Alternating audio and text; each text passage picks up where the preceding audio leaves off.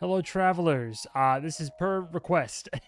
So I recently, if you missed it, I did what ended up being about a 4.5 hour live stream where we basically went back through my reactions, not like minute by minute, but went through the comment section for all my reaction videos, the series that I did. A great show called Severance, as we affectionately refer to it around here. During the live stream, and we were all theory crafting, throwing stuff out there, ideas and whatnot, I had several people tell me that, for one, there was a fun video Entertainment Weekly put out just 4 days ago where apparently the cast debunks fan theories. Now, I don't know how crazy these theories are going to be. Let's be honest. It's one of those like Entertainment Weekly, Vanity Fair, like, Do you think everybody's actually, like, asleep or in a coma, and the whole thing is not even real? Like, sure, it might be theories like that, but I'm curious to see if any of the theories they do try to like broach would be any that we definitely were theory crafting the other night. Beautiful thing, like I said, about high concept science fiction shows like this is that you can go in so many different directions.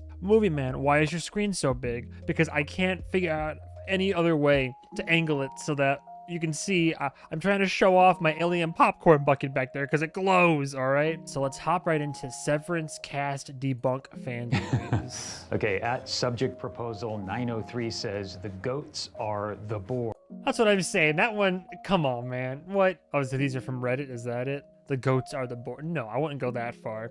Dude, we were speculating about what the goats could mean. If you put the Lexington Letter aside and the implications that come with that reading material, I view my main theory, this is my tinfoil hat theory, is I think the severed floor in itself is all, I think it's like the work is mysterious and important. No, it's not. I think all the important stuff is really being done above ground in the actual like Lumon Industries. I believe the severed floor is human trials for the equipment such as what we're going to refer to as the inhibitor chips that help with the whole Severance program, and they're testing and conducting tests and human trials for real world experiments. And I think that means the numbers that like MDR manages, I think it's like a form of self-regulation due to the emotional connection that the employees have with the numbers. The goats, somebody had a good theory in chat that I kind of piggybacked off of. My theory is that that's the first stage of testing, right? Before you get to humans, you're testing it on animals. So all on the severed floor. Who knows how deep all this truly goes, but it makes sense to me that they would test out the inhibitor chip and the severance procedure on animals first before moving their way up to human beings, people, and so on and so forth. And all these reviews could just, be dead in the water eventually. Now, I'm dyslexic, and I read that first, the goats are bored. I was like, well, you just wait to see how bored Oh, the no. goats are. She seems like a sweetheart. What's funny is you always watch these behind the scenes interviews and clips, right? And even these people will play like I'm sure they're playing up, for PR and for the camera. That could be a part of it, but it's always funny to see these people that play these complete like terrible bastards of people, and they're like the nicest sweethearts off camera, like off the official camera. SCDSCO, which for me is Skudsko. Says Lumon's purpose is human cloning. I believe Miss Casey is a clone of Gemma, which is why she behaves so strangely. This could explain what the goats are for, cloning experimentation. Somebody else made mention of that. I wouldn't go so far as human cloning, and that's why Gemma is the way that she is, because both a lot of the people that work in the severed floor, they're already kind of like asocial, right? Or just kind of odd. I mean, Milchek, like he kind of seems like a psychopath under the surface. There's something deeper, but then he gets like attacked by Dylan, and then he somehow kind of almost has like an infantile response to that. I don't think cloning, but I wouldn't be surprised if there was the possibility of like body swapping. We talked about that in the live stream chat, where it's like, what about the possibility? How much can those chips hold? Could you take somebody's whole being and personality, make a copy of that, and put that chip into a different body, and then you have that consciousness in the body? Because we're also speculating on when it comes to the Egans and what the great like revolving is. Apparently, people thought it was being uploaded into this AI cloud of sorts that it essentially would be the board, but apparently the director, the creators, or Ben Stiller shut that down. So This could explain what the goats are for, cloning experimentation. And what MDR does. Identifying abnormalities in clone genome sequences. Possibly. Question mark? Parentheses. This person used lots of parentheses. This sounds like what Lumon would be doing in like a super boring version of Severance. Damn. think this person Damn. Dude, let him get up. Let him get up. Dude, they're not so much debunking these, it's just roasting. Roasting, and it's like, oh wow, that sounds like an interesting theory. If the show was worse, which be your theory's shite. Like, all right. This is a really scientific person. Yeah. A scientific background. I would break it down, don't you think? Honey, you should ask that. Why, you're on the trail, son. No, I'm just kidding. You are very far off and wrong. Bing. Okay, so they gong. No, are. I think this person is. But then what are they allowed to say if the theory was correct, right? Are they just supposed to be like, oh well, yeah, you got it. Season 2, episode 4. Here we go. Like what are they gonna do? Say yes? Like, what's to stop these people from lying to us? For them, that's what the show is. Yeah. And I would say, good for you. Go back to the starting line. No. Damn, We just get affirm them you. roasted. Roasted. Yeah, I say, Just as in general, not about this, we just affirm We you. affirm you, Skidisco. You are enough. Let's see what You are enough, Joey Cidisco. has to say. Oh, Let's take a look at the theme TikToks. song from the Okay. hit show Severance. It uses a technique called pedal point, which is where a note typically in the bass is sustained, often to create tension. In this case, our pedal is Do, which is C, under wacky dissonant chords in the right hand. Oh, see, this is cool. I love this. It's something that I could watch videos about this for hours at a time. Here's the thing. The most I've ever been involved in my life musically has just been I played the recorder in elementary school. And I played violin for 2 years in high school. In the South they called it strings class. I never made it past second chair. If that gives you any idea of my skill trying to play Billowing Down in Georgia. I literally only ever picked up violin because there's a villain in. Remember the old show? I think it was Cartoon Network called Skyhawks.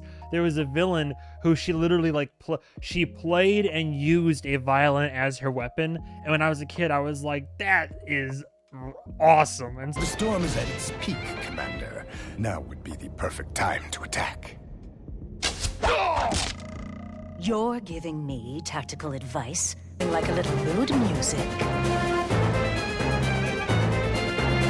so that's the only reason I learned how to, I try to pick up on violin. But when I was, all that to say, I can never read music. I tried, and the best I could do, I literally would go through my music sheets and write 1, 3, 2, 1, 2, which is an indication of me for how many fingers to hold down while I was playing. So I could never read it A, F, C, or B, G, or F sharp. I could never read it like that. I literally was like 1, 2, 1, 2, 3, 1, 3. It was like Guitar Hero. Like it was a bit like that. So my musical talents, I can't read music, I can't write it, but I love music theory, and I love like listening to people talk about music theory and go into it, because I remember there's like a bit in Hamilton, 10 Dual Commandments, and it's like this series of notes that brings people in, where it's like this like descent.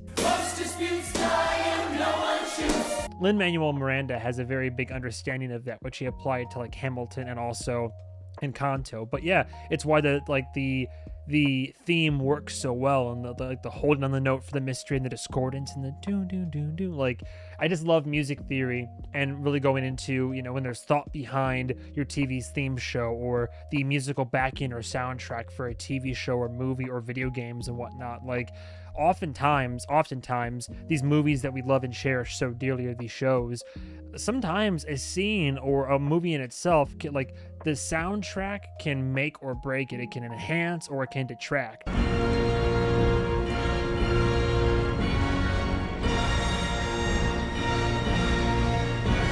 It's what's known as getting your gun off.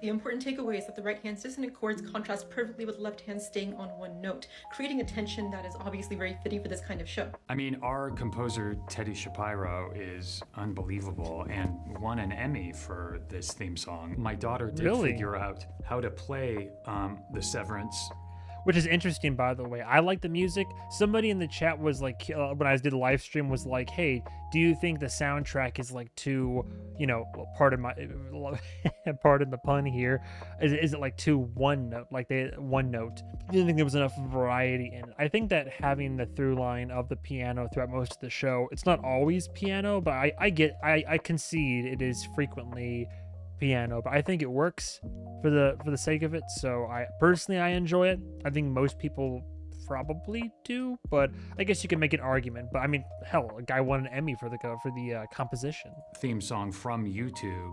Perhaps it was from @DJIVVI. It doesn't surprise me that Teddy is using a kind of complicated technique like this, because he's brilliant. Wow. Genius. That's genius. That's kind of what Christopher Walken was saying about the right hand is doing one thing. How do I feel about the hair? I don't Those are know. characters, basically. Yeah. Those are characters. Are your characters the same-handed as you are? No, left and right. Well, I appreciate your Ambidextrous? musical analysis. I think you're right, and I also do think that there's something normal about. Why do I feel like the actor who plays Cobel/Selvig, she seems, from the very few scenes I've shot, and maybe it's just the pastel and her hair that's like disarming me, but she seems like just such a sweetheart, such a like a calming presence outside of her character.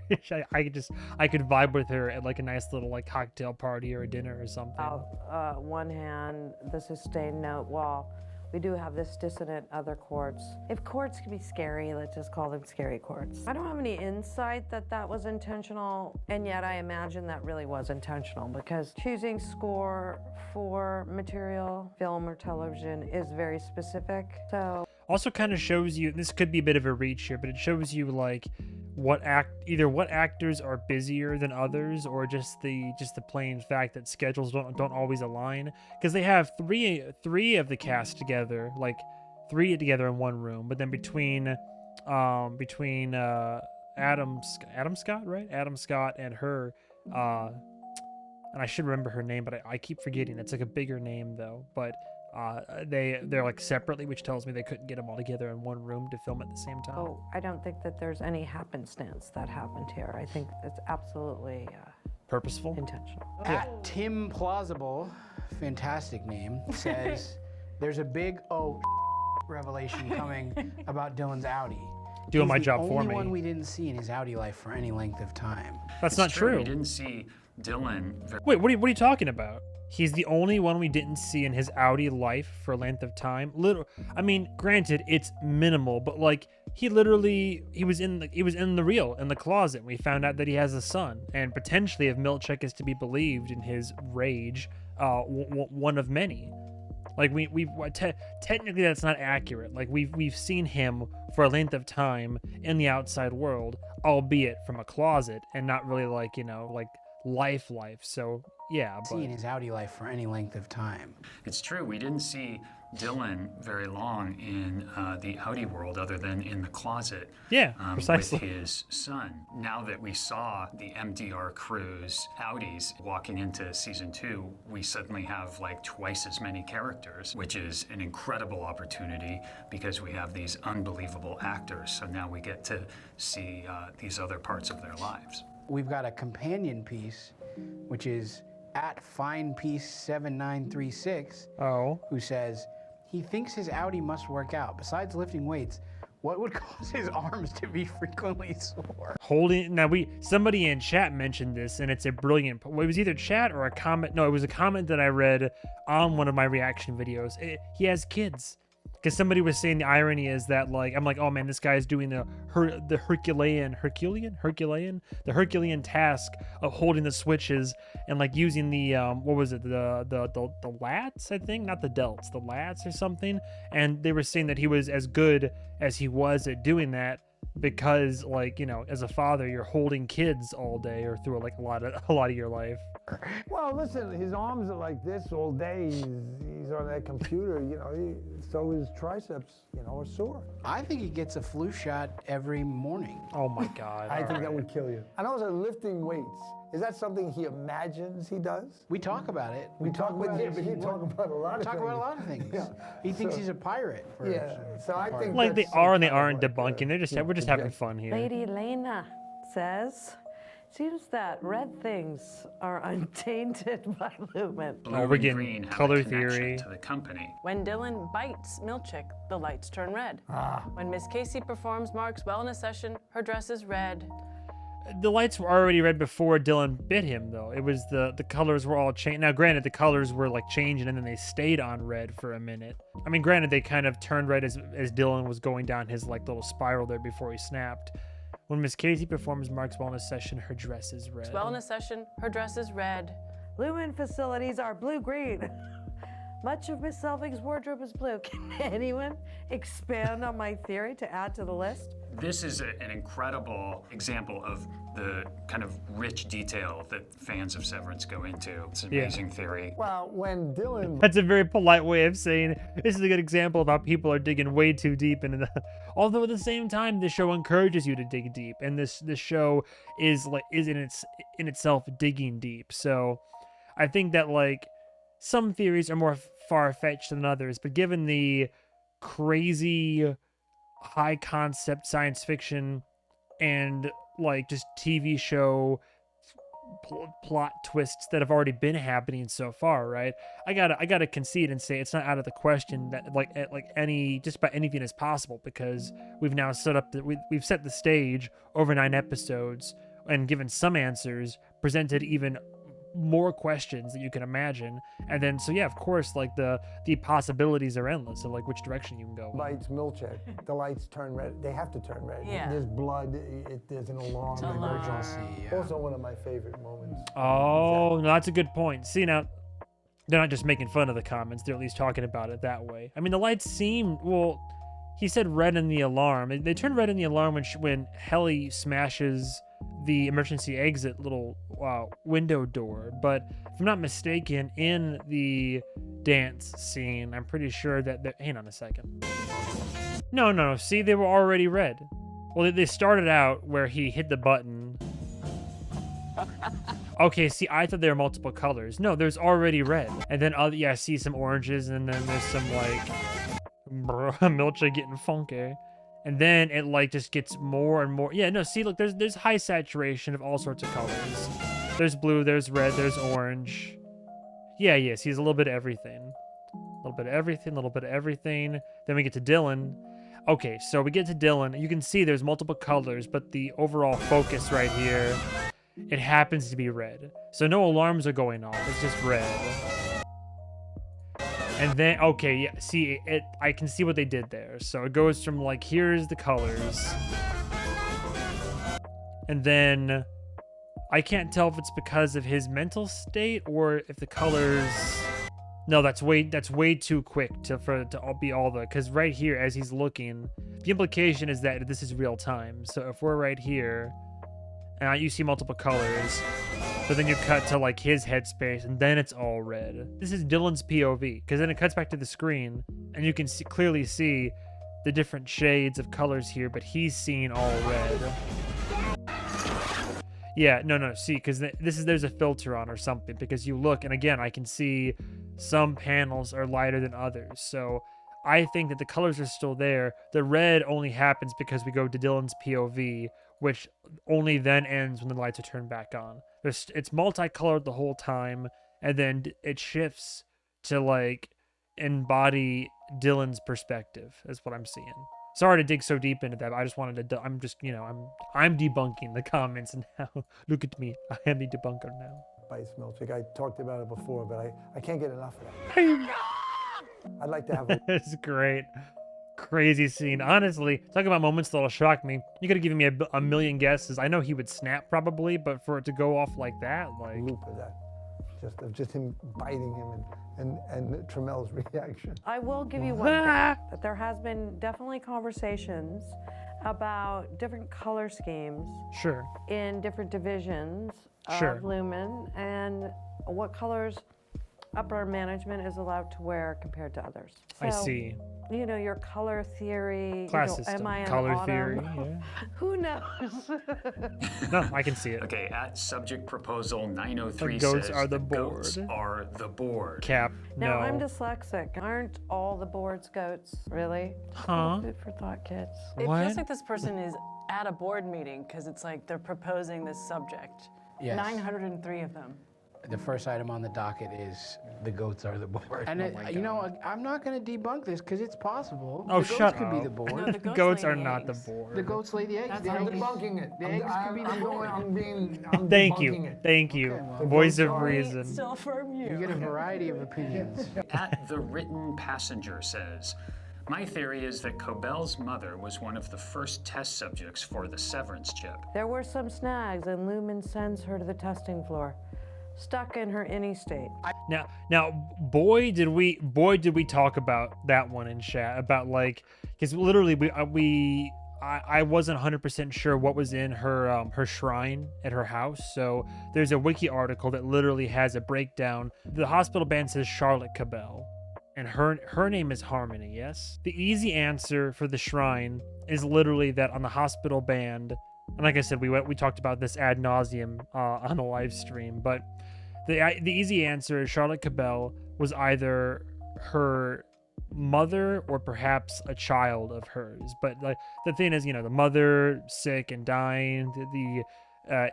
Egan's tried to save her, didn't work out, so her daughter is taken into the home, or not the home, but the what was it, like the Kier? Oh, no, Kier home, yeah, or the school, something like that. And because she won a bunch of awards and all that when she was growing up that are all related to Kier and not like the Egans and everything. So the easy answer is that she's just like was orphaned and then ended up being taken in by him and or the company.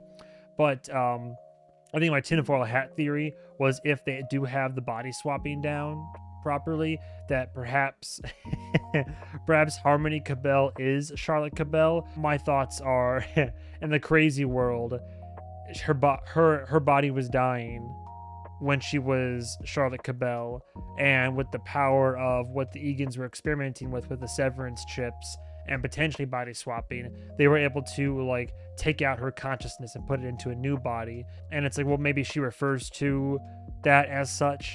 Yeah, the set decorator Andrew Baseman basically was the key wording here. So I mean, crazy theory is that formerly Charlotte, given a new body, now Harmony, but otherwise the easy answer is family was like probably someone like her mother was sick and or dying when she was younger, and Kier at the time, Egan was trying to like help and heal, and it didn't work out, but they took her in, and so they helped like give her a new life and adopt her, and so she was like fully indoctrinated and taken in by the company and such like way early on. But again, I still have my crazy like tinfoil hat theory. That being said, Cobel's mother's one of the first test subjects of the Severance chip. That also, again, that's the easy one. I think that's like very likely a possibility. And if that is the case, that could also still tie into my tinfoil hat theory. Stuck in her innie state. I believe Grainer was working with Cobel to get proof of reintegration, as she is motivated by her own interests and wants her mother. Yeah, and that's part of the same one. So that one is basically saying that her mother is in the system and she wants to get her out of the system, which would explain why maybe she's not a force of good necessarily, but there's been a lot of speculation that she's not all bad. She's not like evil. Like she's only in it for like very specific certain interests. So that one is a sound theory that I could see coming to fruition. I think it's super smart. More and more, I feel like a lot of these fans should write on the show because these are all really inventive. A good safe answer. I do wonder how much he's privy to the writing process. If I don't know if I'd have to look into it. I know that's directed by Ben Stiller. I think Stiller also is like a writer, like one of, if not the main writer. But I do wonder how much involvement Adam Scott has in all of this. Patricia Arquette, that's it. I'm just gonna say there's some stuff you're onto here, friend, but other things you're just wrong. Wrong. Fair enough. Damn, Irving paints the intense. elevator to the testing floor because he and Bert keep meeting and falling in love. As a result, they have both been reset.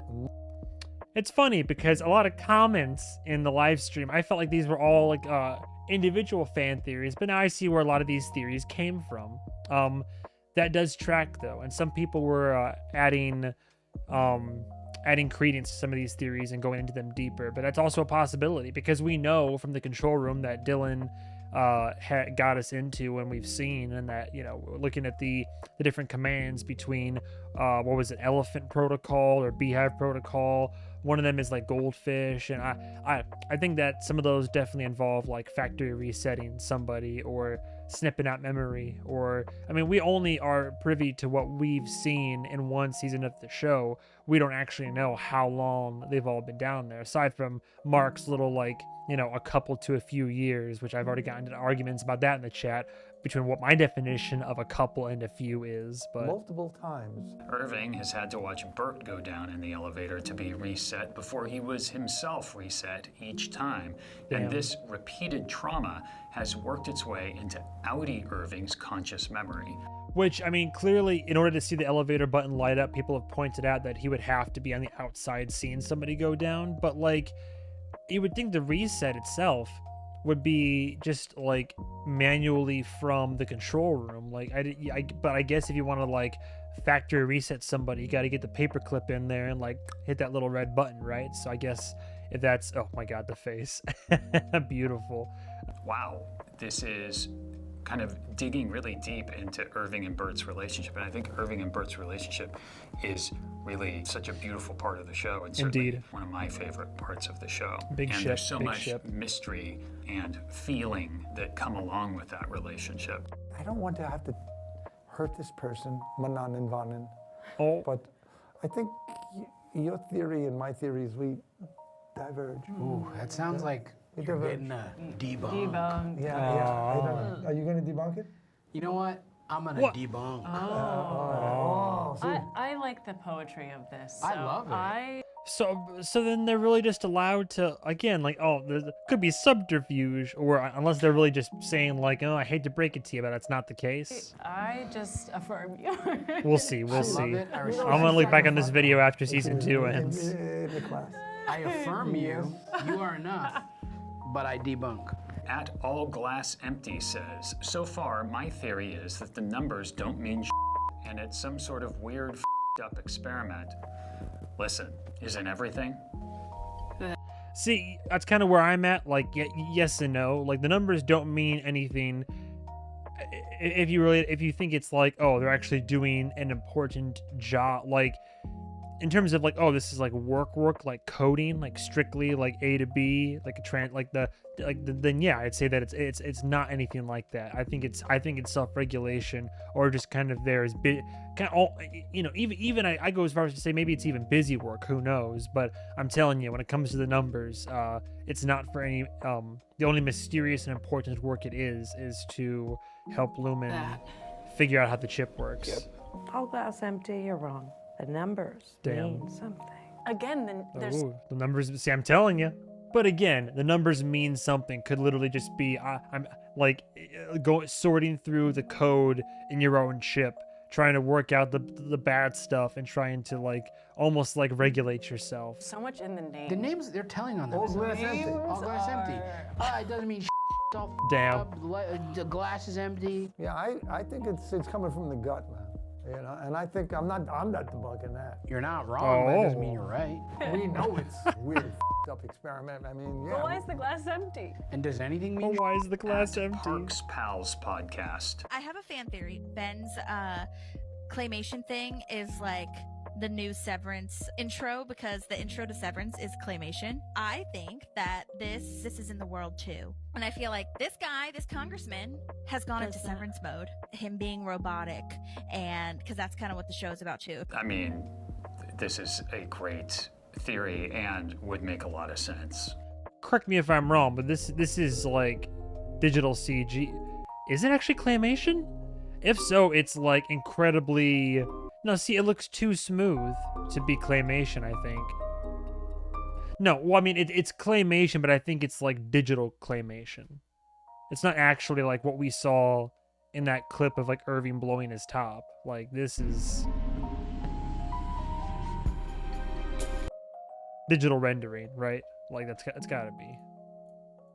And would bring Congressman Murray back into the fold, and I think he's been gone far too long. Clearly an android of some sort, and we need answers, and I think this is it. Ben's claymation may be the link, I need to watch although Parks and Rec one day. The opening credit sequence for Severance is not claymation. That's what did I tell you? Debunked. I told you, yeah, it's not claymation, it's digital. I hate to break it to them. A philosophy of film. The world that the outies live in is an artificial construct of Lumon.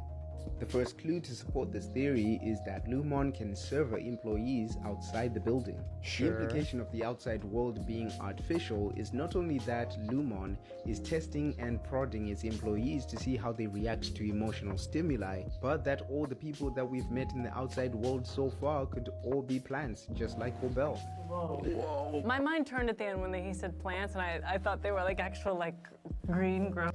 The only way I would give that any credence is because, I mean, look, to me it's pretty crazy that the more, when we got drip fed more information about the world, like when they're world building, it's like, oh, where do they live? They live in Kier PE or what have you, and it's like, oh, that the Kier Chronicle, and everything's all Egan, and then like you hear like there's like news stories about local Kier going-ons and how they're trying to like get it on a more national or international level. To be fair, technically, we haven't like seen outside of this like this town in a fictional state. So I mean, technically, that is a theory that I wouldn't completely debunk myself. I couldn't completely shut it down. I could see it only because we have such limited scope, and people do kind of act a little bit odd. Like, not everybody, but a good chunk of people in that town. But I don't know. I mean, it could be a construct, but then when it comes to like going between innie and outie, and then unless it's like a controlled experiment, and that's all, I don't know. I could see where that guy's coming from, but I wouldn't subscribe to that theory personally. Growing plants, and I was like, are they vegetables? Yeah. I think it just goes to show you, everyone has their opinion, man. That's like, it's your opinion, man. Oh it's your philosophy. We know that you're a philosopher. And, yeah. That's what happens when philosophers get involved with the creative endeavor. Dude, the nicest way. And more than frightening, not just as a theory for Severance, but as a theory for everyday life. Oh, are we in a simulation? That would be terrifying. I mean, if you want to get really real, if you want to get like metaphysical, philosophical about it, man, are we in the Matrix? There's only a 50% chance, man. It's a yes or a no question. Like, is this steak? I know this steak doesn't exist. I know that when I put it in my mouth, the Matrix is telling my brain that it is juicy and delicious. After 9 years, you know what I realize? Ignorance is bliss. Wonder at times if certain people are who they say they are. If certain people could work for Lumon that we don't suspect. But doesn't mean anyone's telling me any more than they're telling you. Okay? I think it's great that people have all these theories because yeah, it's fun. They're all it's all within the realm of possibility. Yeah, that's the fun of it. I mean, can you imagine if you had to like every day come to work and someone would send one of these messages and then you'd have to change, you'd have to adjust your entire character based on what they tell you. I've been trying to have it. I base my performance on your performance every day. He reads the Reddit and then he changes it and then we react to it. To that. And so that's this was kind of cute. the This show, was cute. Thank you so much for all the thoughtful theories. Thank you, and Adam. Keep watching Thank you. Severance to see if you got it right or not. Try to enjoy all fan theories equally. Well, now I'm more convinced than ever that goats are the board, says the severed mouse. The numbers mean something. Upper management is legit stressed when MDR is cutting it close and legitimately relieved when they finish on time. Yeah, I think they only finish something insofar as it's like, again, I say self-regulation. And you know what? If that's the hill that I die on. If I'm wrong, I'm wrong. That's the fun thing about this. There's like no consequences to being wrong. But that's my bit, and I'm sticking to it. It's the bed that I'm making. Filming as an actor would give me so much anxiety, seeing theories and not being able to live up to actually say anything. Well, that was kind of what happened to if you go by Matt Patton, the game theorist, when it came to like Scott Cawthon, the creator of Five Nights at Freddy's, like when he first started making, FNAF didn't start off being as deep as it ended up being, right? Like there was definitely something sinister below the surface, but as the popularity grew for the demand for more games happened, the theory that Matt Pat came up with is that it got to a point where Scott literally had to change the story and twists and what everything actually meant and how it happened, because the expectations were just so high and people were almost like making up their own story and lore and narrative as time went on, that he was like, well, I gotta deliver, basically. So he ended up changing some things. But I did see there was another one. Lumon is oh boy, Lumon is listening. Yeah, we haven't seen her in a minute. This is 2 hours ago. Oh, yo. Promising new world I for love employees it. is fast emerging. Yeah? And Lumon Industries is committed Oh to my driving God. this evolution. Hell yeah. Here at Lumon Industries, yes, come over here. With one simple procedure, you can become one of our finest workers here on the 7th floor. Like, With our innovative technology, Oh, no. you can pursue a successful corporate career without ever seeing the inside of a cubicle. Our severance procedure allows you the headspace to focus on your most cherished activities, from pottery to aerobics to winsome conversations with children or the elderly. Thanks to Lumon, you never need to bring work home. I'm sorry, eradicate servitude? Is that like a Zamboni cleaning the in? Thanks to It's like a split second too. It's like a Zamboni cleaning up down there. That's in terms of the Egans. That is the current Egan, right? Which is it Jamie? Eradicate servitude. How ironic. Thanks to Lumon, you never need to bring work home with you again. We've heard the concerns and are committed to solving the challenge God, of it's so maintaining a corporate. work-life I balance. love it. The stock Let us know footage. how Lumon Industries can help you. Lumon is listening. Lumon is listening. That's great. Harlow's monkey. The twist that makes this so very, very dark. People read up on the experiment. Harlow's monkey. I saw a monkey. Is that what that was? It's a quick read and short enough.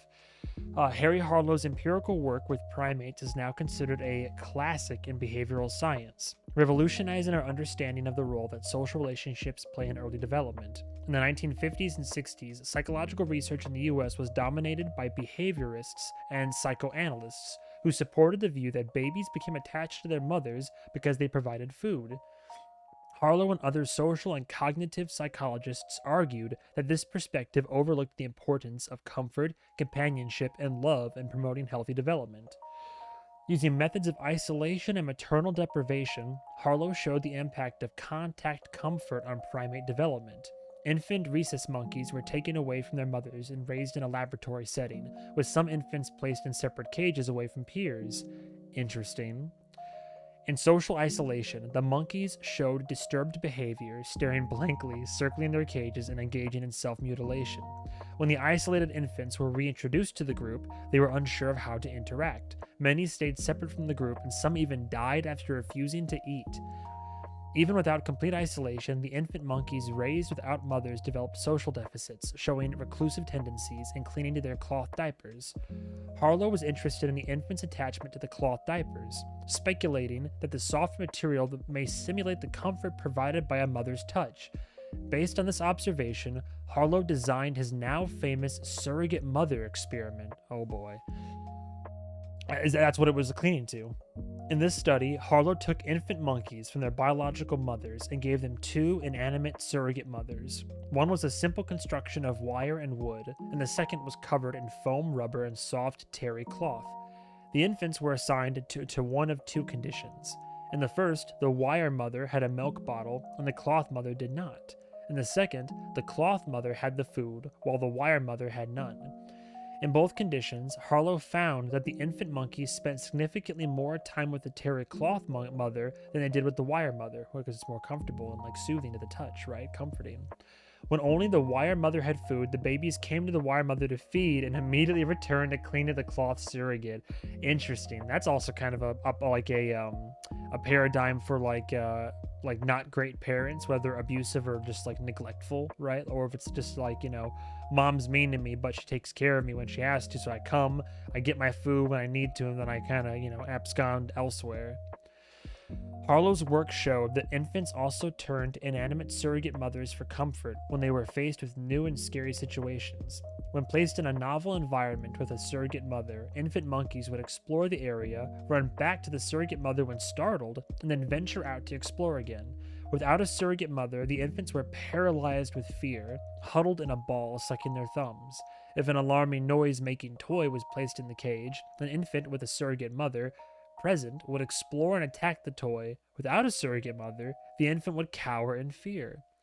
Together, these studies produced groundbreaking empirical evidence for the primacy of the parent-child attachment relationship and the importance of maternal touch in infant development. More than 70 years later, Harlow's discoveries continue to inform the scientific understanding of the fundamental building blocks of human behavior, which shows that if we're doing these human tests on the severed floor, and there's like no inter-office relationships allowed, no major contact, the only way that you get human contact is by your authority figure via if you do a good job and you would like to request a handshake, you get that.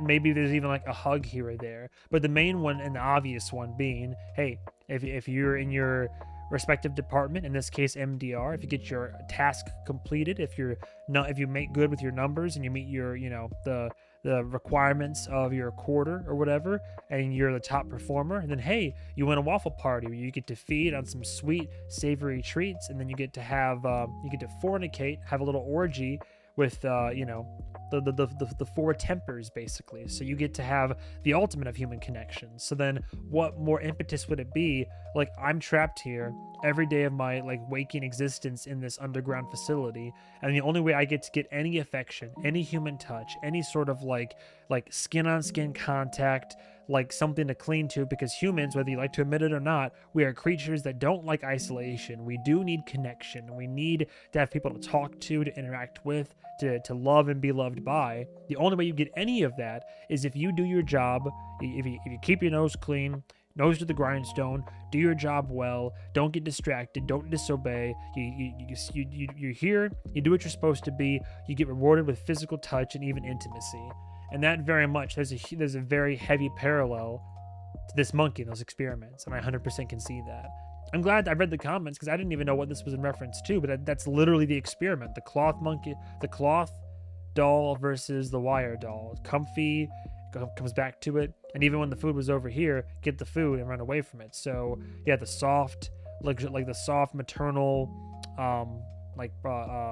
comforts basically. Now, somebody else said they were like individual behind the scenes. I think Apple TV's YouTube has been putting some stuff out, starting with Mark searching for answers. Season 2 is about both Innie Mark and Outie Mark getting new information and figuring out what to do with it. What is it we actually do here? Find someone it seems you can trust, and you tell them everything. Do you know something? What is this all about? Mark is just a pawn in some game. Well, those are quick and digestible. Helly R. This season, Helly and Helena go on very separate but parallel journeys. I am a person. You are not. My Annie tried to kill me. What a very Egan response. Not everything here is a lie. You just have to trust me. Seeing a version of herself that's so much more free than she is, there's envy there. Interesting. Oh, man. Yo, Dylan is a bit of a class clown, and he is proud of that. My delts are embarrassingly good today. My Outie does muscle shows for sure. I'm really good at what I do here, whatever it is. What the hell did you guys see up there? This season, we see a lot more sides of Dylan. It's an interesting roller coaster ride. I'm looking forward to it. Yeah, little peaks. Now, this also the implication of children, like children are being severed. How many kids?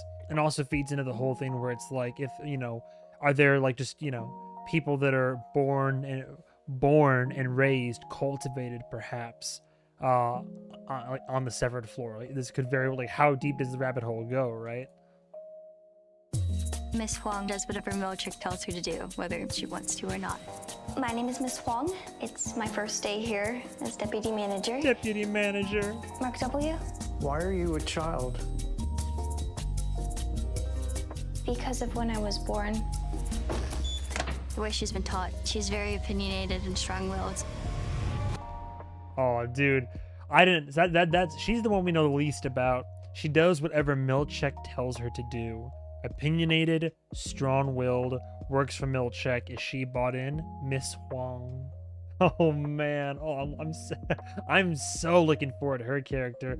I'm embarrassed, by the way, because I did my trailer reaction, and I reacted to the kid at first, at the very end, and the new people. But then, as I was doing the scene-by-scene breakdown and analysis, I completely skipped over the end bit where she shows back up. But the implications there are wild. Miss Casey is the wellness person for the employees at Lumon. Is she Australian? She's a little mysterious and quirky. Quirky? Upon request, I can perform a hug. Oh no. No. So many questions are answered from season 1, and a million more are now going to need to be answered. I love it. It's like when I found out that Sarah Snook was Australian. Like going from Siobhan Roy to being like, oh, right now I do. It didn't sound like that, but like going from like, Dad, like, is this real? Is this real, Dad? Is this real? To being like, oh, all right, so I'm in Severance, right? And it's a great show. Like, Cobel is one of the upper management at Lumon Industries. Chilling, Escort dude. him to the break room. Don't make This me season throw we my see mug what at you. happens to people who rebel. Oh. They've been plotting this all along. That's not possible. I'll fix it like I fix everything.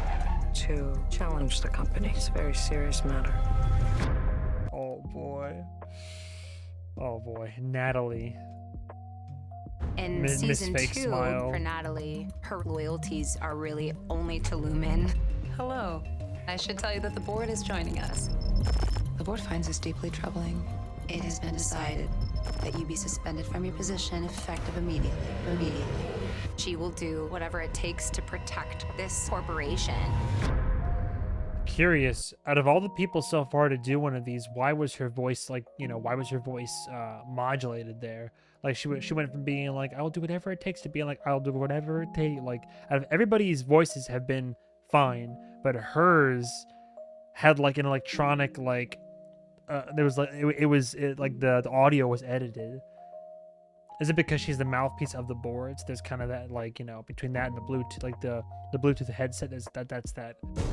Milchick is a manager on the severed floor, and his job is to focus on office camaraderie.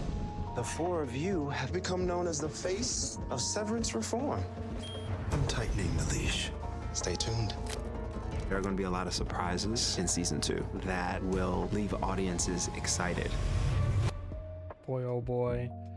All right, well, if there's anything that I missed, please let me know. But I don't want to see too much of the show. Somebody said the first 8 minutes of season 2, episode 1 are out. If that's true, I mean, there's the sneak peek I see. Sneak peek explained. Yeah, I'm gonna avoid the sneak peek. I'd rather just wait for the. We're literally a few days away from the show. Anyway, I did want to make this and get this out. For one, I gotta milk Those sweet pre-season 2 views. I gotta get those numbers up. That's all I care about here is the algorithm and the numbers. I just need the. These are super. There's so much effort put into the marketing right now. These are all super fun. So I was asked by several people to, if anything, upload a video like talking about, there's obviously more theory crafting, watching them debunk them. The Lumon is Listening, which luckily just came out now, so perfect timing, a little character behind the scenes.